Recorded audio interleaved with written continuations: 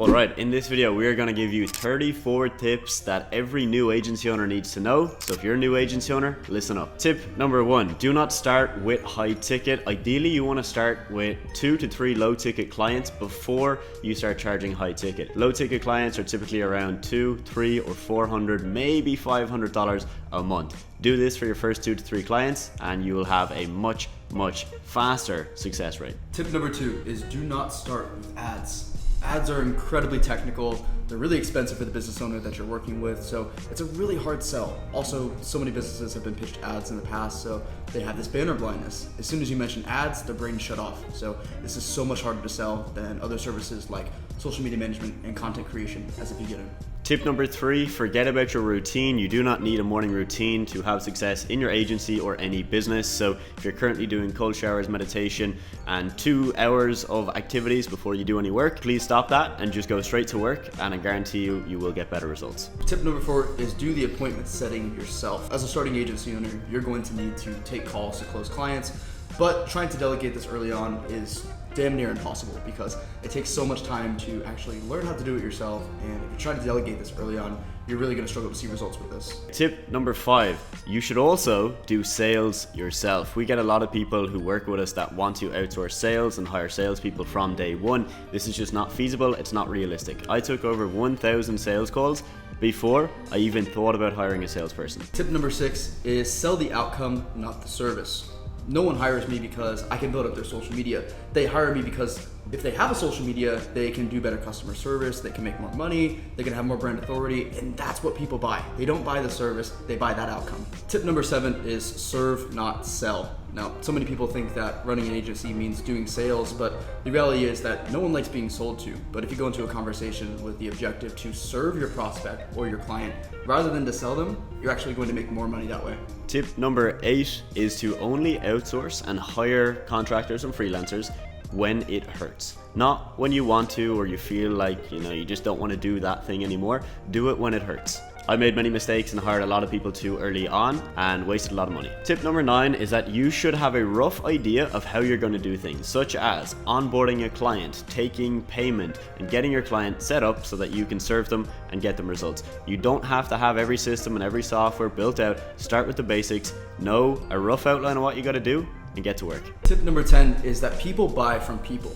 If you go into a conversation or a sales call and you're overly formal, then it's going to set them off in a weird way. You want to talk to them like you would almost a friend, and that's also a great tip for keeping clients on long term. You can make them feel like they're your friend, they're going to stay on forever.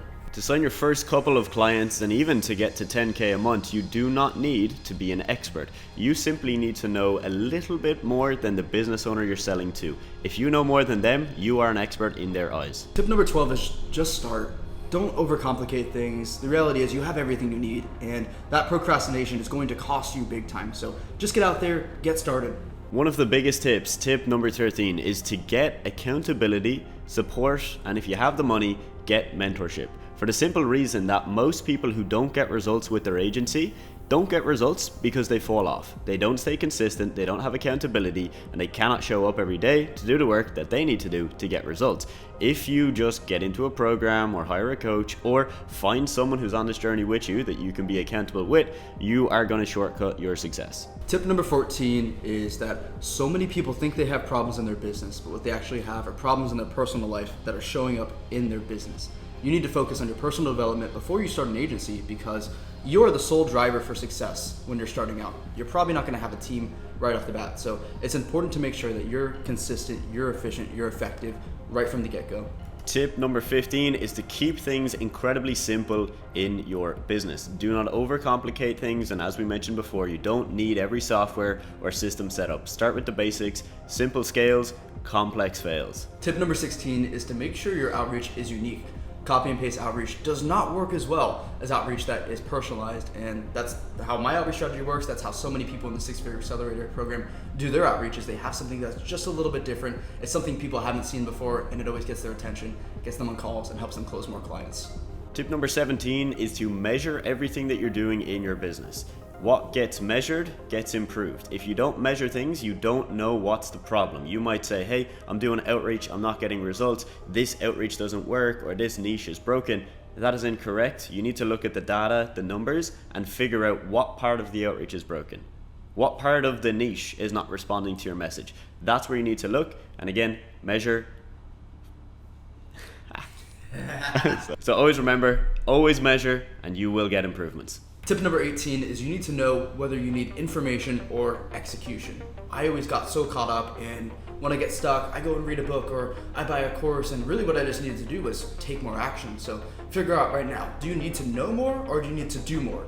Tip 19, if you are choosing to offer social media management as your service, the best thing you can do is to hire somebody to help you with the content creation, but to do the social media management yourself. This is what most of our students do when they're starting. This works incredibly well. It keeps your margins high, but it keeps you focused on the things that you can do, which is social media management. It's pretty easy, whereas learning how to edit videos, make graphics, carousels for Instagram, that's complicated and probably not your skill set right now.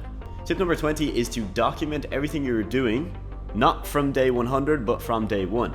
When you get to a certain stage in your business, you'll want to build systems and SOPs so that you can automate your business. You can only do that if you've documented what you do and how you do it. So when you're doing your outreach, document the process. When you're doing sales, document the process. Do all of this from the start and it becomes a lot easier for you to scale. And on that point right there, tip number 21 is to make sure you have your accounting down pat. Track your numbers with accounting, know your profit margins, know exactly how much it costs you to acquire a client if you're tracking that number, because then you can decide, is this going to be worth my time? And that decision is probably one of the most important ones you can make when you're actually running an SMMA business.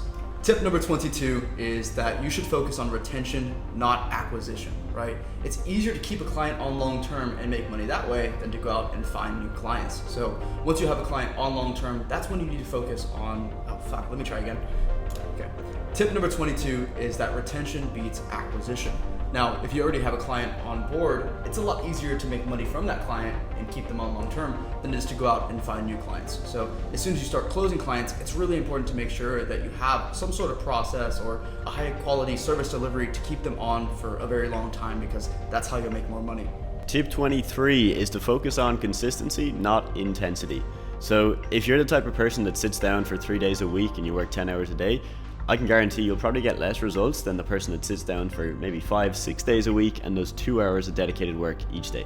For me, I'm very good at staying consistent, and it's one of the biggest factors that has allowed me to build my businesses. Tip number 24 is don't try to be original except in your outreach.